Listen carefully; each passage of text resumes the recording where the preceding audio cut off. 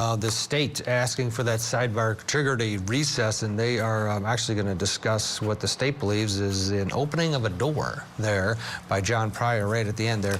The realtor was explaining that Chad came to him and said, hey, I want to plop a mobile home on my property. Lori and I are going to live happily ever after-ish after she's out of jail. And then John Pryor asked, so they were going, he was building this so he could live with his new wife.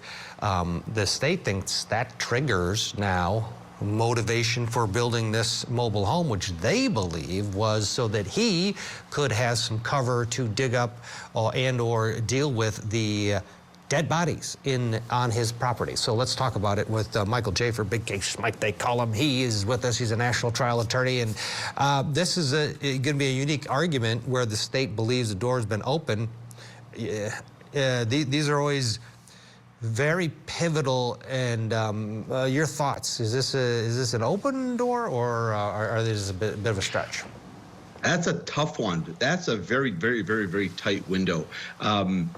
I don't think it does, right? Because to say, to suggest that, hey, perhaps he was buying this property to live happily ever after with his wife, I don't see how, because to open the door to something like that, you have to show that you have to then bring in the evidence to bring in context, right? You have to show that. That's part of the elements that you have to do. So there's going to be an oral motion in front of the judge before they bring in that testimony. They can't just come in there and just blurt it out and then the judge tell the jury, give them an instruction like he just did, forget that you ever said that. I don't see this judge actually saying, yeah, because he brought up that question, you can bring up this whole side tangent about the kids, and I just don't see that happening.